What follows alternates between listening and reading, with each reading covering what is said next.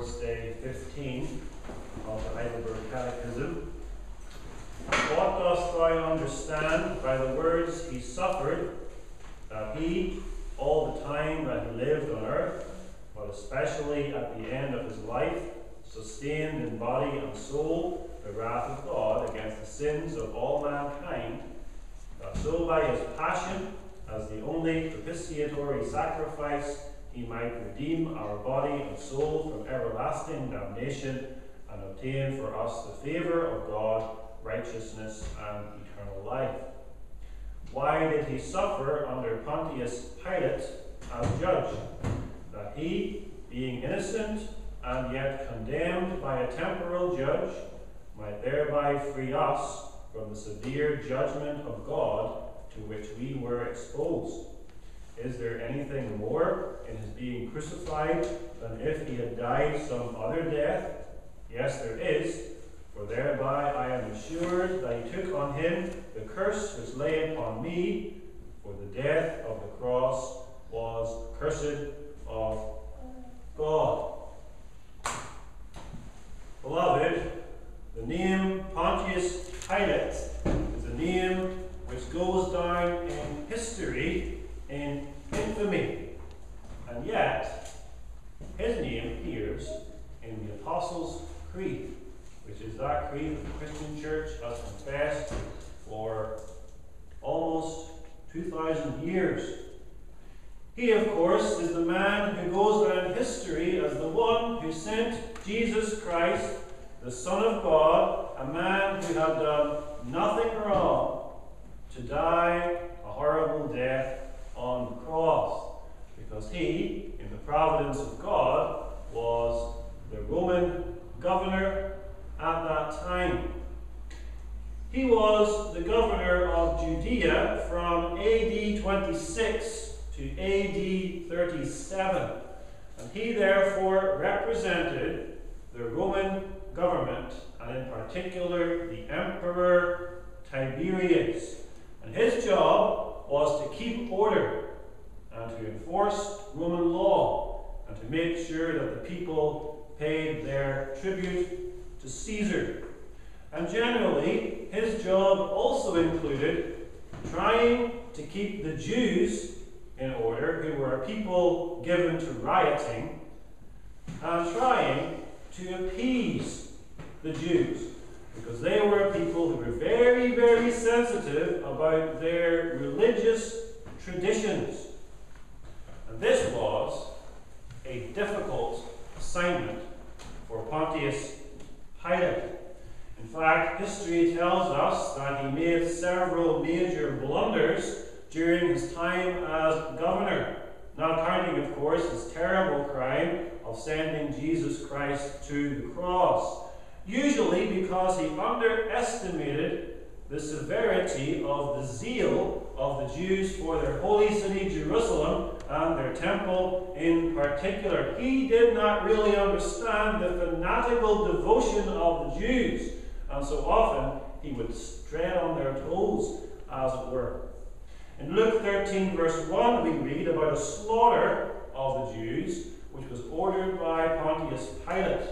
And there it says that their blood was mingled with their sacrifices. There must have been some kind of a bloodbath or massacre in the temple itself. History tells us, for example, about a standoff between Pilate and the Jews. Pilate had the foolishness to bring some Roman standards into Jerusalem. And these Roman standards were idols.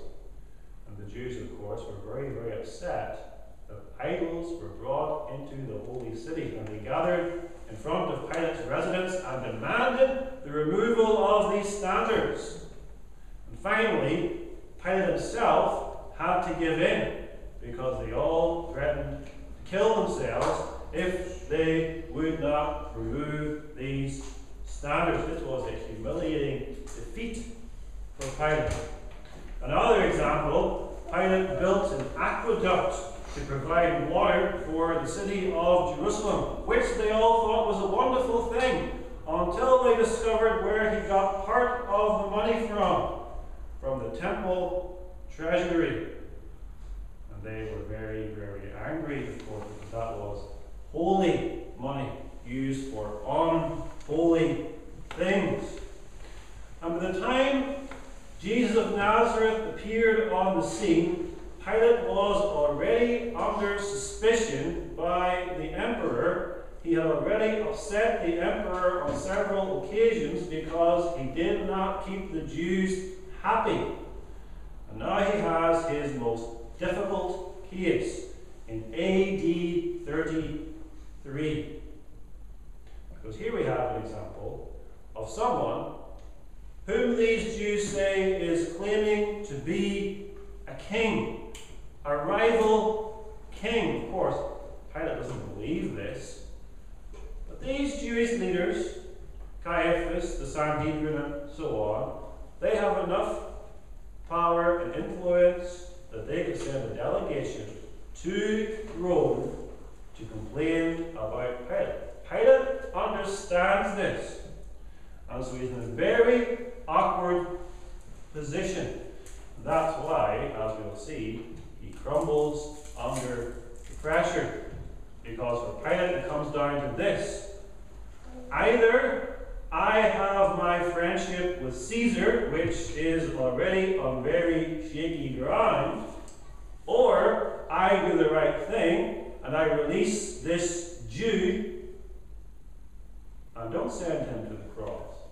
For Pilate, that was not a terribly difficult decision. He chose, of course, himself. And so he's the one guilty of sending Jesus Christ to the cross. Not long after the death of Jesus Christ, Pilate got into trouble again, and this time he was guilty of slaughtering the Samaritans, and they sent a delegation to Rome to complain, and Pilate was recalled to the emperor, and happily for Pilate, the emperor died before he reached Rome. That was Tiberius. Unhappily for Pilate, however, the next emperor was Caligula, and he was most likely mad. In fact, he ordered a statue of himself to be built and placed inside the temple in Jerusalem. Happily, he died before that could be put into place. And we're told that Pilate himself committed suicide, most likely on the orders of Caligula, in exile in France in AD 39. If that's true, he died 6 years after he sent Jesus Christ to the cross. And part of the suffering of Jesus Christ, we saw last week, was that he had to suffer under this unscrupulous Roman judge. And as we shall see, it was necessary for our salvation that Jesus Christ suffer under such a judge, so that we could be delivered, says our Heidelberg Catechism, from the severe but just judgment of God. Notice then, he suffered under Pontius Pilate. First of all, the trial, then the purpose, that's God's purpose behind the trial, and then the comfort that we derive from this.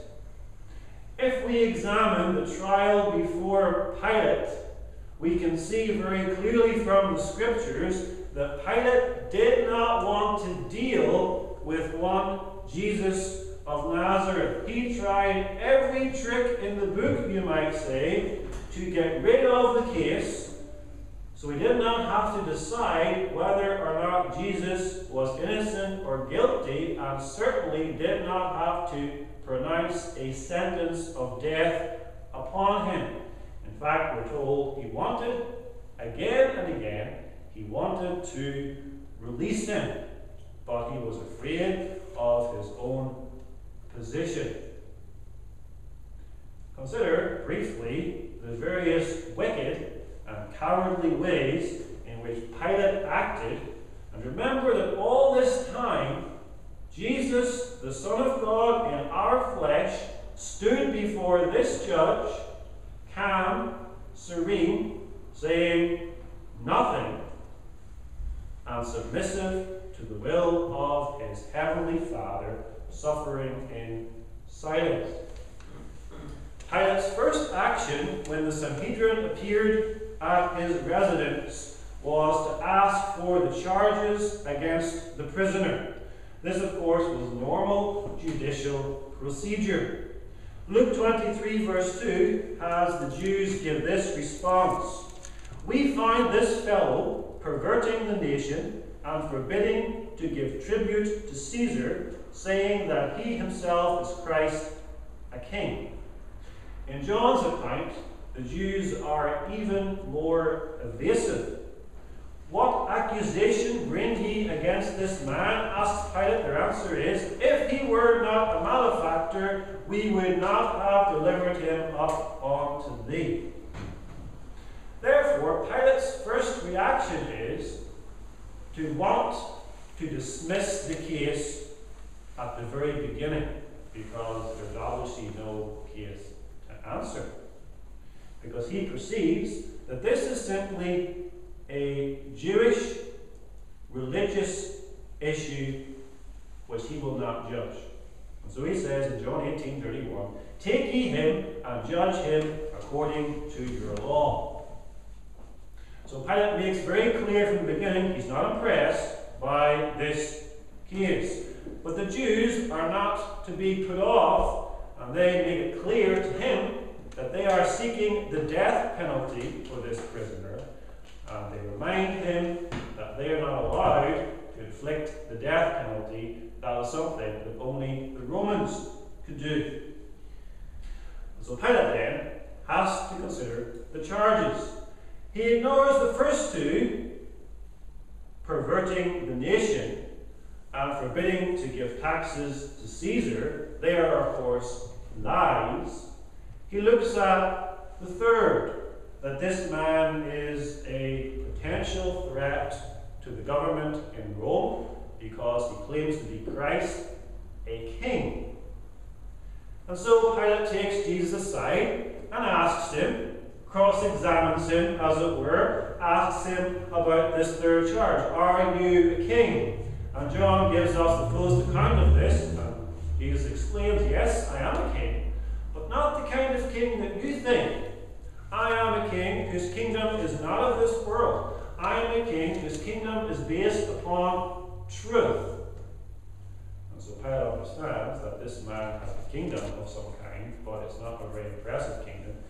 It certainly isn't a kingdom which is any threat whatsoever to the emperor who is in Rome. And so Pilate again wants to dismiss the charge.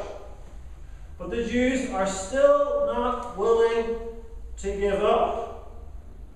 They still demand that this Jesus of Nazareth be put to death. Luke 23 verse 5 says, "And they were the more fierce, saying, He stirreth up the people, teaching throughout all Jewry, beginning from Galilee to this place." And then, of course, Pilate hears that word Galilee. His ears prick up, as it were. He says to himself, Galilee, I can get rid of him by sending him to Herod, because Herod had jurisdiction over Galilee. And Herod Antipas, that was the Herod who had beheaded John the Baptist, he was in Jerusalem at this time because of the feast of the Passover, and so he sends Jesus over to his palace just across the city. And Herod is flattered by this, that Pilate would recognize his jurisdiction. And Herod's interested in meeting Jesus. He's heard much about him, about the miracles this man performs. And Herod wants to have a miracle performed for him for his own personal entertainment. And Jesus stands before Herod and says not a word, and doesn't perform any signs or miracles. Herod gets bored, is disgusted, and sends Jesus back to Pilate, dressed in a royal robe after having his own personal soldiers mock him. And so Jesus is back at Pilate's courtroom. And Pilate has still not got rid of Jesus of Nazareth.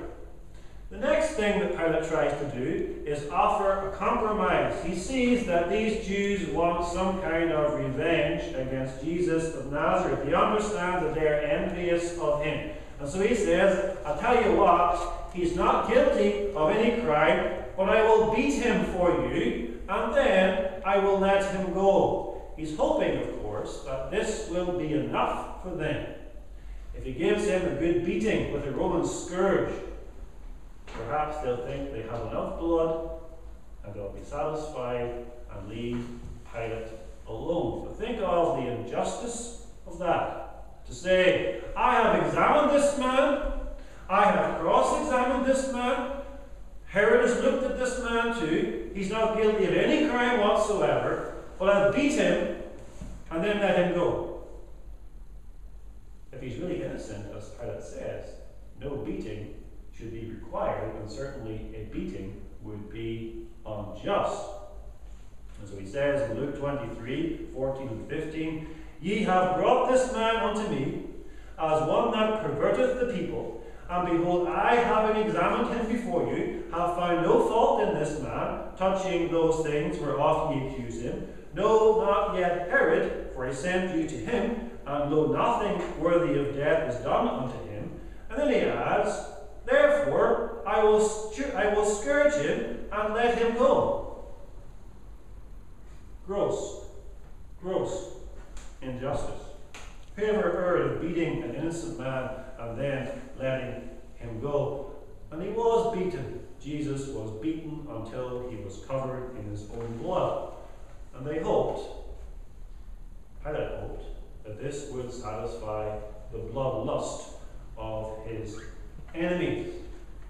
But even after this, the Jewish leaders, the Sanhedrin, are not satisfied. They still want the death penalty. And at this point in the morning, there's a crowd of ordinary Jewish people gathering outside of the courtroom of Pilate. They've come for their traditional Passover release. It says in Mark 15, verse 8, And the multitude, crying aloud, began to desire him to do as he had ever done unto them. And this, of course, gives Pilate another idea. Of course, there's that custom of releasing a prisoner at the time of the feast. I can get rid of Jesus that way. I can offer to release a prisoner, and they're sure to choose Jesus of Nazareth, especially if I give them only one other option, which of course is Barabbas, a murderer. Think of that too as injustice. Jesus has not yet been convicted of any crime. In fact, he will not be convicted of any crime. How then can you put him in the same category as Barabbas? When it says release a prisoner, it has to be one who has been convicted of some crime. But here we have Jesus, who's on trial, has not yet been convicted, versus Barabbas, who has been convicted, tried and condemned as a murderer, who most likely is going to be executed that morning on Calvary's Hill. He would have been the third one on the cross. Those two thieves and Barabbas. But as of course it turns out, Barabbas was free and Jesus of Nazareth is on the middle cross. Barabbas, remember, was the ringleader. He would go in the middle. But no, Jesus of Nazareth. And so Pilate says to the people, okay, you have this custom. Would you prefer that I release to you Jesus of Nazareth, or would you prefer Barabbas? And surely that's a really easy choice for the people of Jerusalem. He gives them time to think about it. And during that time, he gets an urgent message from his wife. Pilate's wife sends a message saying that she has had some terrible nightmares about this Jesus of Nazareth. She has suffered many things in a dream. She warns him to have nothing to do with this just or righteous righteous man. She knows that something terrible is going to happen. God has revealed this to her in a dream. Notice, however, she doesn't say to her husband, make sure you release him because he's innocent, but have nothing to do with him. Have nothing to do with him. This, of course, would add to Pilate's problem because Pilate, being a pagan, was naturally superstitious, and nightmares and dreams were bad omens for the Romans, and so this would have given him reason to pause.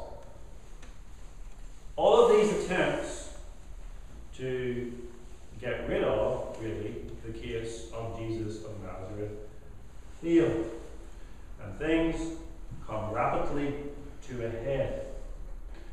The chief priests and the leaders of the Jews have used this interruption of Pilate's wife to their advantage. While they have been otherwise engaged, they have been mingling throughout the crowd and persuading the people that they should not choose Jesus to be released, but rather choose Barabbas and have Jesus destroyed.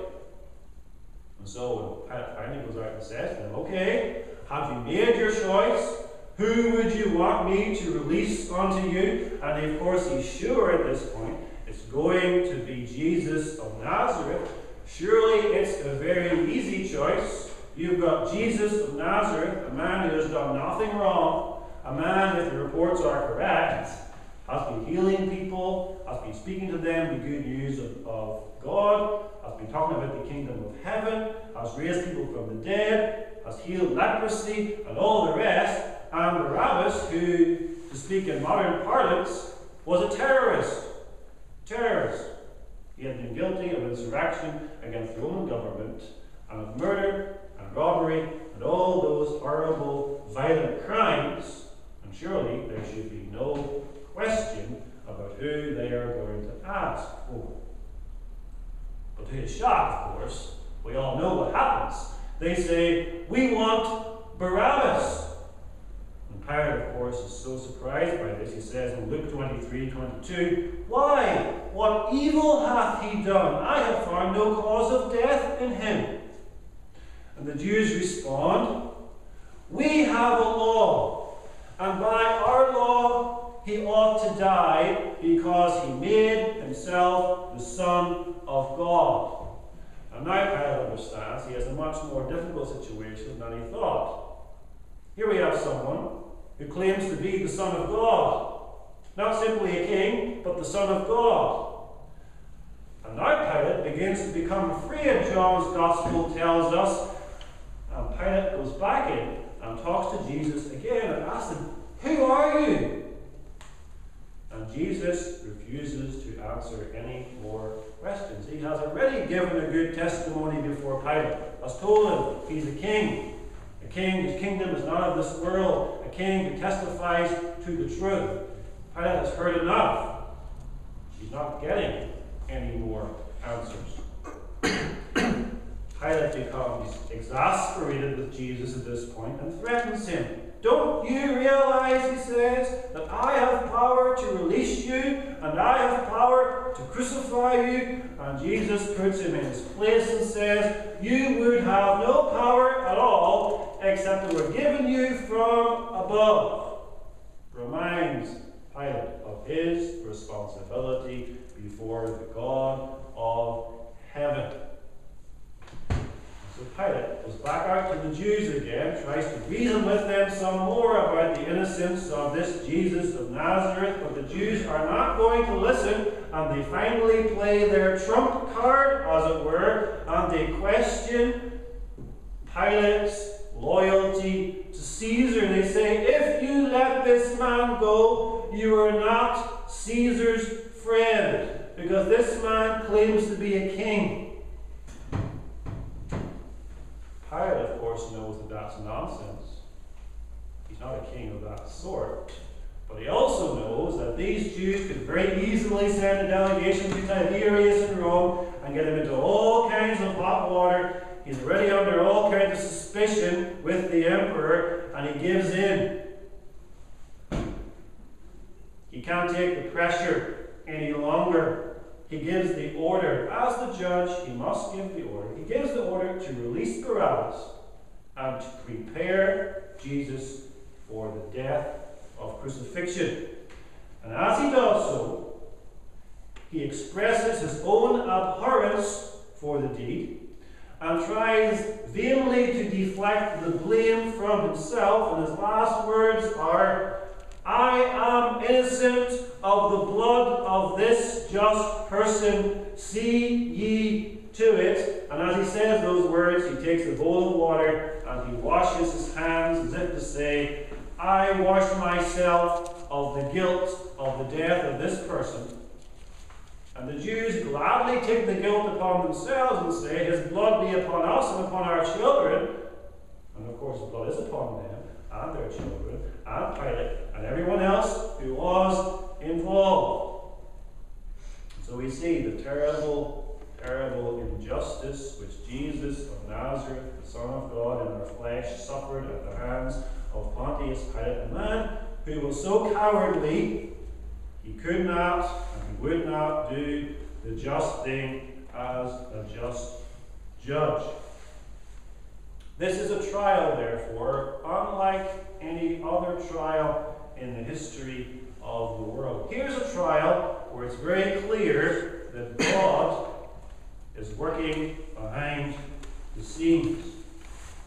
God is in control. In fact, Jesus Christ himself is in control. And God will not allow Pilate, no matter how much he squirms, God will not allow Pilate to dodge the responsibility of this case. God has confronted Pilate with that question, the one he asks himself. What will I do then with Jesus, which is called Christ? That's the question that God asks Pilate in his own conscience. Pilate, what will you do with my son, Jesus of Nazareth, which is called Christ? Remember who Pilate is. He is the one who represents the world's judicial system. He is the one who is representing the world power of that day. Rome was the world power of that day. And the Romans boasted of their jurisprudence, their whole system of law and order, which they had developed. A man had a right to a trial. A man had a right to face his accusers in court. A man had a right to speak to those who were allegedly witnesses of his crime. A man had a right to defend himself before a judge. A judge would hear the evidence and weigh up the evidence and make a righteous verdict. And here we have Rome on trial. We have the world on trial. And the world was found wanting when it came to standing before God in judgment concerning the case of Jesus Christ. Because Pilate issued the sentence of death upon a man whom he knew fine well was innocent. In fact, he issued the sentence of death upon the Son of God himself. And God determined all of this. As it were, God said to the world that day, bring forth your best representatives. What will you do, O wicked world? What will you do when once you're given an opportunity to try the Son of God himself? What will you do when I put the Son of God into your hands? And the world showed itself to be wicked that day. And the world still shows itself to be wicked. Roman justice rejected Jesus Christ. Jewish justice also, remember that trial that he had before the Jews was probably even worse than the trial he had before Pilate as far as justice or injustice is concerned. Jewish justice rejected Jesus Christ, and so does the world today. And if the U.S. Supreme Court had Jesus of Nazareth before it, they would do exactly the same thing. If the European Court of Human Rights had Jesus of Nazareth before it, it would do exactly the same thing. Any court in any country of this world would do exactly the same thing if they had the opportunity to have Jesus, the Son of God, in their power, as it were, before them. And in that way, God would expose their wickedness. You can see that today as well, because all of these human courts are constantly condemning truth and righteousness and biblical Christianity. But we must not become self-righteous when we read this account of Pilate and say, oh, Pilate was a terrible, wicked man. Yes, he was a terribly wicked man. But don't say to yourself, if I had been there, I would have acted differently. The fact is, by nature, all of us are as wicked as Pontius Pilate was. All of us are by nature those who want to save our own skins rather than to do that which is right. When we are put under pressure, as Pilate was, all of our principles will go out the window. Pilate had a clear choice: Christ or Caesar. Pilate chose Caesar. What's more important, Pilate? Friendship with the emperor or friendship with God? Pilate said, it's more important for me to have friendship with the emperor. And Pilate's actions show the desperate wickedness of his heart and also the desperate wickedness of all of our hearts by nature. And notice too, the apostate church was there on that day. The apostate church of Judaism boasted of their righteousness before God. They said, we keep God's law. And what happened when the apostate church came face to face with righteousness in the flesh? Jesus Christ. What happened when they came face to face with the God whom they professed to worship, who appeared to them in human form? God ripped off the mask of self-righteousness from their face and revealed the ugly truth behind it. Because Israel, for all of her professed piety and religion, was just as wicked and perverse as the Romans were. In fact, she was worse. And you can be sure, if Jesus Christ appeared in the pulpit of many churches today as a man, preaching as he had preached when he was on the earth, they would take him out of their pulpit and they would have him crucified just as he was crucified 2,000 years ago. Because how do they treat those who bring the gospel of Christ to them? Most churches will not listen to the gospel of Jesus Christ. We will not put up with that kind of doctrine, although that was exactly the kind of doctrine that Jesus Christ preached. And so for all of their, we love Jesus, we love Jesus, we love Jesus, if the real Jesus appeared to them, they would not love that Jesus. Now, why did God have Jesus Christ, his only begotten Son, stand before this wicked man, Pontius Pilate? Why was a trial even necessary? Why couldn't Jesus Christ just have died without trial? Well, first of all, God determined by this means that the death of his Son would be a public death. Remember what the Jews' plan had been. They wanted to kill him in secret. They had their plot all arranged. In fact, they had got Judas Iscariot on their side. And they had bribed him with 30 pieces of silver, and they said to him, now you make sure you find a good time to deliver him into our hands when the crowds aren't around, and preferably when the feast day is gone, when all the pilgrims have gone home and there's very few people left. We will take him subtly, we will take him sneakily, and we will put an end to him. That's what the Jews wanted to do. But that wasn't what God's purpose was. God purposed that this would not be done in a corner. God purposed that this would be done so that everyone would see it in Jerusalem and all around.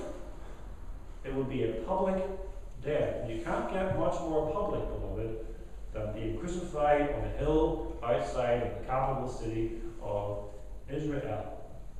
And how did this happen? Remember how Judas had this plan.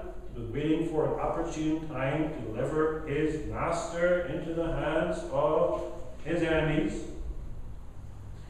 And then at the Last Supper, Jesus suddenly reveals that he knows all about this secret plan.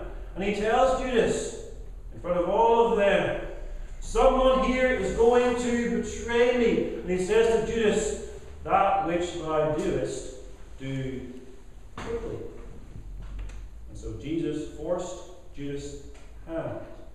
And Judas went forth, immediately sought out the chief priests and the leaders of the Jews, and said to them, as it were, we've been found out. He knows about our plot. We have to do it tonight. And so there was a sudden flurry of activity. Soldiers were organized. A mob was organized, and they sought Jesus. They arrested him in the middle of the night in the Garden of Gethsemane. They had a very hurried trial until they were ready early the next morning to deliver Jesus to Pilate. This was not what they wanted. They wanted it done secretly, in a corner, as it were. And we saw also how these Jews treated Jesus at his trial. All of the illegalities of the affair. You weren't allowed to have a Jewish trial at night. And you weren't allowed to have such a quick trial if it were a capital offence case. You had to have at least a day of deliberation. There were false witnesses brought, and they couldn't even agree with one another. There was no evidence. And finally, the only evidence they had was Jesus' own testimony that he was, in fact, the Christ. And then when he did confess this, they hit him and spat upon him and beat him and delivered him to Pilate to be crucified. And so only with Pilate's involvement, only with the official involvement of a Roman judge, could Jesus Christ die this public death on the cross, which, remember, is exactly what Jesus himself prophesied time and time again as he approached Jerusalem. I will be put into the hands of ungodly men. They will scourge me, they will spit upon me, and I will be crucified, he said. And he is crucified. And there he hangs on a cross outside of Jerusalem on a major thoroughway into the city. And so pilgrims are coming from all across the Jewish world, and they're passing by this cross, and they see the sign which says, this is Jesus of Nazareth, King of the Jews. And so this thing was not done in a corner. God determined that this would be known all across Jerusalem, and indeed all across the Jewish world. And second, God purposed that in this way the innocence of his Son would be publicly testified.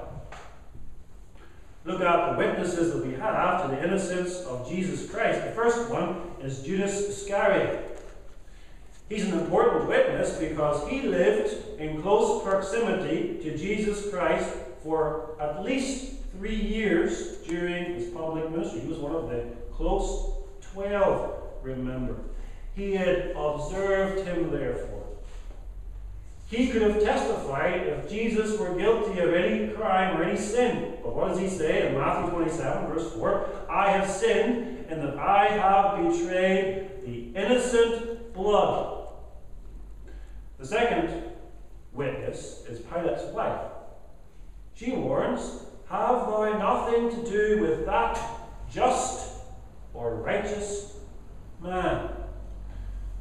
But the greatest testimony, because it is official, it is repeated, and it is emphatic, comes from the judge, Pilate himself. Jesus was officially declared righteous. Not simply innocent, but righteous, which means that he conformed in every particular to the law, and in this case, to the law of God. And John's account is particularly clear in this matter. Turn to John 18:19. You will see, time and time again, what Pilate says about Jesus and about his guilt or innocence. John 18, verse 38. Pilate has just questioned him about his kingdom. He's satisfied he's no threat to the Roman emperor. He says at the very end of that verse, I find in him no fault at all. I find in him no fault at all. Then John 19, verse 4, after he has him beaten, he brings him out, covered in blood. Verse 4, Pilate therefore went forth again and saith unto them, Behold, I bring him forth to you, that ye may know that I find no fault in him. I find no fault in him. And then they demand his crucifixion in verse 6, and Pilate says, for the third time, Take ye him and crucify him, for I find no fault in him. In Matthew's account, we read, he says to the Jews, I found nothing in him, and Herod found nothing in him either. Finally, he says in Matthew 27, verse 24, as he washes his hands, as his final verdict, he says, I am innocent of the blood of this just person. See ye to it. This just person. And thus the Heidelberg Catechism, in question and answer 38, says that he being innocent, Jesus Christ was examined, he was cross-examined, time and time again, and no one was able to find any fault in him, any crime, any guilt, any stain of any kind. And so we have confidence that God had him examined thoroughly. And we have confidence, therefore, that he is fitted to be our mediator. Because remember, our mediator must be God, he must be man, he must be a perfectly righteous man. But for all that, his innocence, he was still condemned. Pilate says publicly on more than one occasion, he's innocent, I find no fault in him, he's a just man, but at the same time he says, crucify him, because Pilate had to give the final authority, the final word. No one else could say it. He had to say it. He had to give the order of crucifixion. And he did. He tried to wash his hands. He tried to squirm out of it, to say he wasn't really responsible for it. But the fact is, he was responsible for it. He had authority, as he said to Jesus, to release him, and he had authority to crucify him. That was correct. God gave him that authority, and he misused that authority. And so the Catechism says, and yet condemned by a temporal judge. And so Jesus walks off carrying his cross upon his back with this testimony ringing in his ears. This man is perfectly righteous. I find no fault in him, yet he must die. And why must he die? Because either he dies or Pilate loses favour with the emperor. But Pilate was an instrument in God's hand, and therefore Pilate did what God determined should be done. Acts 4, 27 and 28 are well known to us. For of a truth against thy holy child Jesus, whom thou hast anointed, both Herod, who saw him, and Pontius Pilate, with the Gentiles, that will be the Roman soldiers, and the people of Israel, were gathered together for to do whatsoever thy hand and thy counsel determined before to be done. So God determined all of the details of Jesus' trial, all of those little injustices building up to one great injustice. But for all of that, God did not force Pilate to do sin which he did not himself want to perform. Pilate willingly performed the wickedness. Pilate sinned against his own conscience. He sinned against all of the facts that he had before him of Jesus' innocence, and therefore Pilate is to be condemned. He is accountable to God for his sin. He did not know that he was, through his sins even, fulfilling God's eternal purpose. That purpose which was to bring the Son of God to the cross, to be the sin bearer, to rescue God's people from their sins. He did not know that. He did not know either that in sending Jesus to the cross, Jesus would establish the kingdom of which he spoke. No, Pilate deliberately and consciously rejected the kingdom of Christ. He scoffed at it. He thought it was mad to believe in a kingdom not of this world, in which people do not fight. When he had the kingdom of Rome, the mighty empire of Rome at his command. And so Jesus went to the cross at the command of Pilate, and because of the will of God. Because you see, in the condemnation of Pilate, there's also the condemnation of God himself. God condemned Jesus Christ to die. Personally, remember the last time we saw this, personally Jesus Christ was innocent. He had committed no crimes, no guilt, no sin, no sinful nature. He was the pure, stainless, spotless Son of God. But at the same time, God had imputed to him all of the sins of God's elect people. And Jesus was willingly bearing those sins. They were on his legal account. And so God declared about Jesus, he's guilty. He's guilty. He's guilty not of his own sins, but he's guilty of the sins of the people whom he represents. And Jesus willingly bore that guilt. He said, I will take upon myself the responsibility for all of those sins, and God imputed those to him.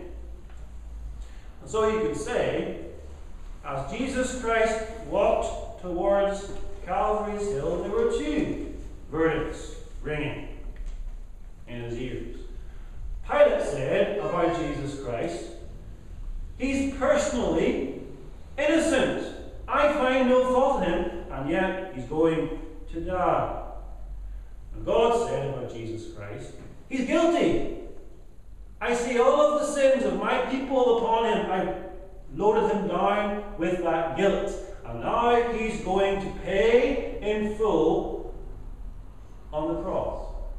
I'm going to take my just vengeance upon him. So we read in the Catechism about the severe judgment of God to which we were exposed. By nature, we are exposed to the severe judgment of God. And Jesus willingly exposed himself to that severe judgment. Not simply the physical agony of dying on a cross, which of course was a horrible way to die in itself, but worse, the bearing of God's terrible wrath. And so there was not simply Judge Pilate that day. There was Judge God. God was judging. God was judging Pilate and the world and the false church, the Jews, for their rejection of Christ. And God was judging Christ himself.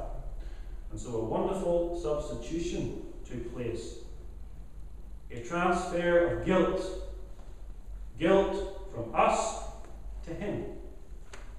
So he goes to the cross bearing our guilt. So the Catechism says that he might thereby free us from the severe judgment of God. And that's our comfort when we think about the day of judgment, beloved.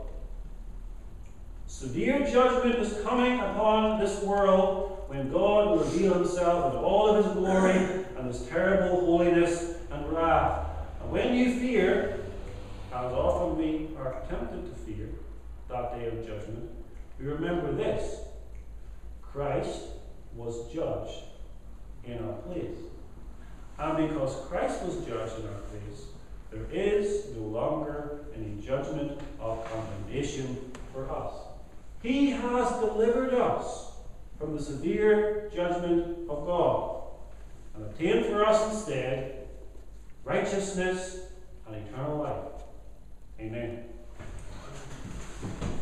Our Father in heaven, we thank thee for the work of Jesus Christ in suffering, and especially in suffering before Pontius Pilate, for being willing to go through such humiliation and shame and agony for us, and to deliver us from thy judgment which rightly belongs upon us. Cause us, Father, to receive comfort from this truth and to rejoice in it and to be thankful for it, for Christ's sake. Amen.